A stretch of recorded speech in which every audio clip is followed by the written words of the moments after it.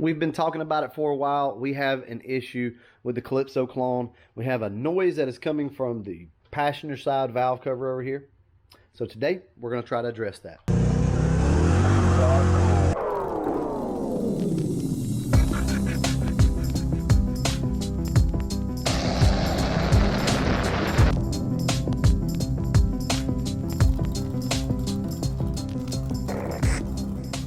Like I said, guys, we've been talking about this for a while now. We have a noise that's coming from the valve cover, and I think we have some rocker arms that are too tight.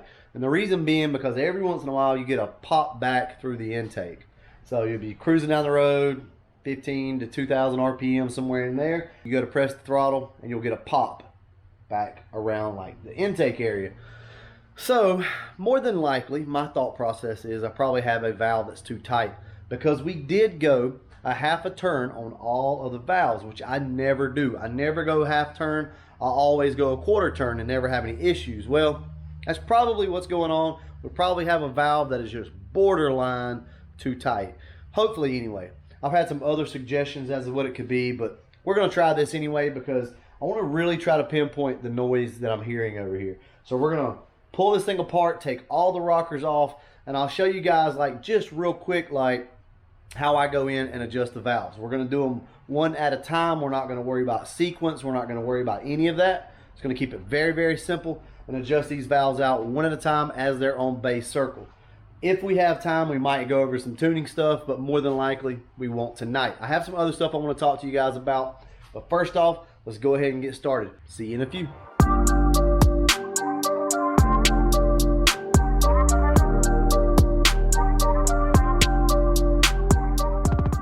We've got all of the roller rockers off the passenger side of the car, and everything looks pretty good. I really thought that we were going to see something, you know, where something was rubbing or anything like that, but so far so good. I don't see anything, which is actually not a good thing. This is where I really wanted to see one of these rocker arms rubbing on something. Actually, though, what is that? Maybe you guys see that on the inside? None of the other rockers look like that. What's going on there? There we go. Look at that. As I'm saying that, guys, that would be the poly lock rubbing on the inside of the rocker. So that's a good thing. All right, that very well may be the noise that we've been hearing. Just as I thought that we didn't find anything, there we go. We find something. So that is going to be, that's why I kept them in order like this so I would know. That's going to be number 4, exhaust. So more than likely, all this right here, the guide plates need to be taken out. These guide plates need to be taken out and readjusted because I think it's got the rocker arm pushed one way or the other. So we're going to have to look into that. Now, I did not keep the poly locks separated. I probably should have. So we'll look through those and see if we can find one with an issue. More than likely, you're not going to see a lot on this. I'm not seeing anything on the poly locks at the moment. And anytime you're doing something like this where you're trying to trace down a problem, you're trying to find it, you want to find a problem, obviously. You don't want to put it back together and expect a different result. So, guys, I think that was it. That makes perfect sense as to the noise that I was hearing, but it's not guaranteed. So how are we going to address that? Well, for now, we're going to move that rocker arm to the number 1 cylinder up here. That would be easier to see, easier to check on. And if we need to do a little bit of clearancing, we will. What I'm going to do now, we're going to put these rocker arms back on. We're going to go one at a time on base circle and tighten these things to 0 lash and then a quarter of a turn. Maybe just a touch over a quarter of a turn. All right, let me go ahead. I'm going to kind of massage this out over here, this guide plate, see if we can get these things lined up. Once I feel like they're lined up, we'll go ahead and I'll show you guys once again how I go about adjusting my valves. What I think is the guide plate is pushing on this push rod. Okay, when it does that, when it pushes on the push rod, it pushes it one way or the other, correct? Then that off centers your rocker arm, which is causing it to rub on the poly lock. I think it all comes down to misaligned guide plates. Oh yeah, and anyone wondering, these are hardened push rods. They just look like the factory ones with the little balls on the end, but they are hardened Ford Performance push rods. Factory length, by the way. So let's go ahead and pop these off. All we want to do is loosen them. That's it. So now what we want to do is kind of reassemble everything. We want to put our push rods back in, make sure they are down in the lifter, and see how everything moves, right? So if you've got all this stuff in a bind, you're really kind of asking for it with these. To be honest with you, you almost have to just eyeball these. That has definitely moved, so that plate shifted a lot, and I'll show you guys here in just a second what I'm talking about.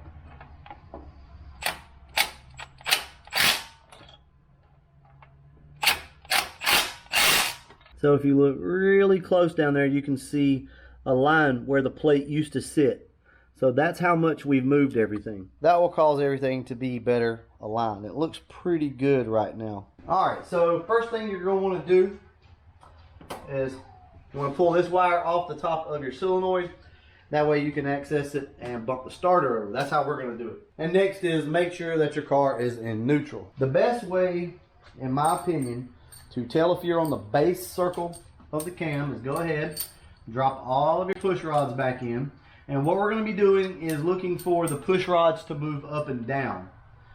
So when the push rod is down as far as it will go, that's going to be your base circle. Already I can tell you that this one is not on the base circle because it sits up higher than the rest. So pretty easy to do. All you got to do is just kind of lean back. Yep, so we're on the base circle right here. Let's go ahead and get that rocker arm put on. I'm going to put this up here. That way I can get to it a little easier if there is a problem. I'll know what to check. They look good. All right, let's go ahead and get this thing on.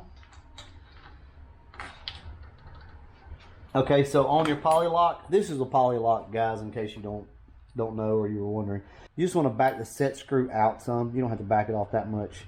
But give yourself some room. Then all you're going to do is screw your poly lock down until you get to 0 lash, which means as soon as you get any tension whatsoever on the rocker, that's going to be 0 lash. And you're just going to kind of check back here, make sure there's no up and down motion. Then once you do that, all you're going to do is a 1/4 of a turn. So just kind of line your wrench up as best you can, and we're going to go a 1/4 of a turn, or somewhere close to that anyway. That's your preload. Before we did a 1/2 turn. We're not going to do that this time. That's a little much. Now this is the way I like to do things. Everybody's a little different, so save yourself a little bit of room on your 1/4 turn, because this is what I like to do. Tighten down the center of it and then come in and give this thing a little bump like that, ever so slightly. And what that's going to do is really lock in that set screw down through the center of it. That's going to hold that rocker arm in place. That's not on base circle, I can go ahead and tell you. We're going to just reach down, put our finger on it, spin this over until it flattens out.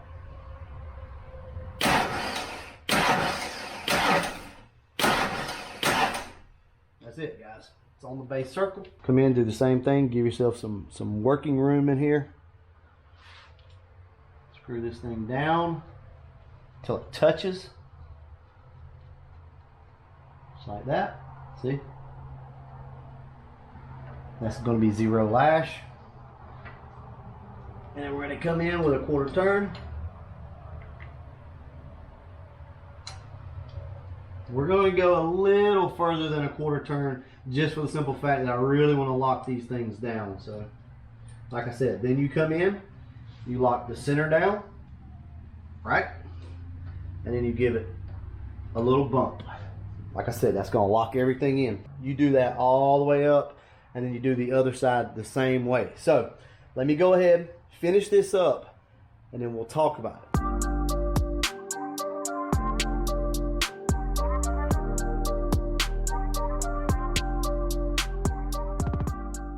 Okay, so we've got this side back on.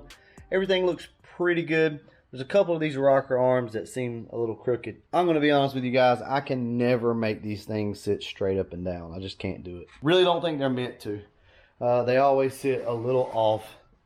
It is what it is. So now I'm going to go ahead, finish up the driver's side, do the same thing to it, and then I'll catch back up with you guys after I get all of this done and everything buttoned up. And we'll see if the ticking goes away on the passenger side head. But I will tell you this, this car has not really hit like I think it should, how a cam should hit.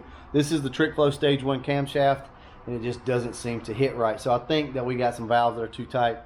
Also, I like to see if it makes a performance difference in the car, coming from a half turn back down to a quarter turn. All right, guys, next time you see me, the car will be running. Hope for the best. All right, everything is buttoned back up. We're gonna go ahead and try to bust this thing off and make sure, hopefully, everything is back connected. So what we're looking for here is obviously the sound to go away, the tapping to go away. The car's probably gonna be a little noisy to start with simply because we pumped all the oil out of the lifters. Let's go ahead, fire it off, and see.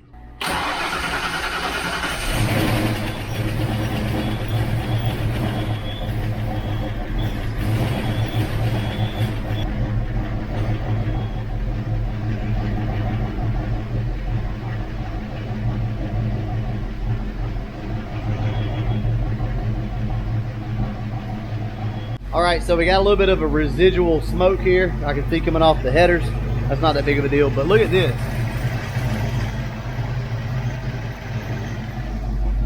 That's not good. So we definitely want to tighten up the distributor. So far, everything seems to be quietening down a little bit, so that's a good sign. So let me go ahead and tighten down this distributor. This sounds a lot better under the hood. So let's go ahead, close the hood on this thing, and take it down the road.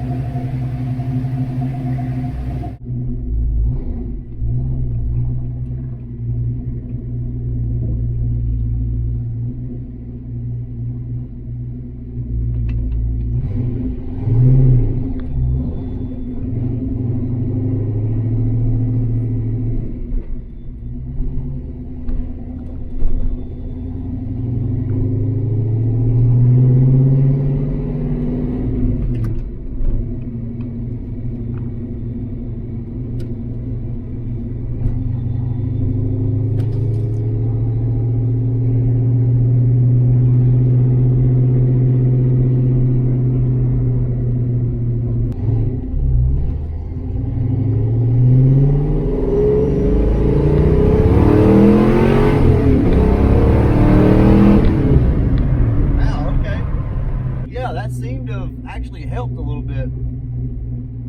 That's a good thing. Let me check the tune here, guys. So far so good with the car. That seemed to have really helped things out. Still didn't bring our cam back. I don't know what's up with the cam.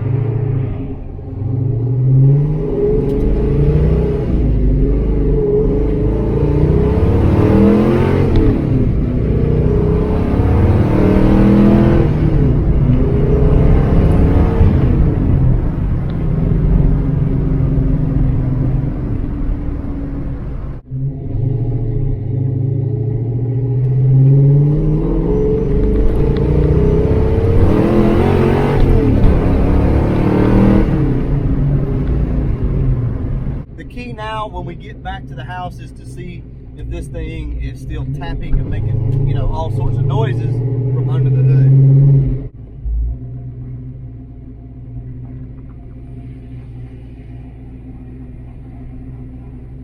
That's what I'm talking about. Listen to that. Just as quiet. You can hear a little bit of rocker arm noise, which you should if you have roller rockers. Car just, it's running good. The cam is not, it's not hitting hard, right? These stage 1 cams hit a little harder than this, and I don't know what the deal is. It's probably because the idle is a little too high. We're sitting at about 900 RPM, 950 right now, so that's probably some of it.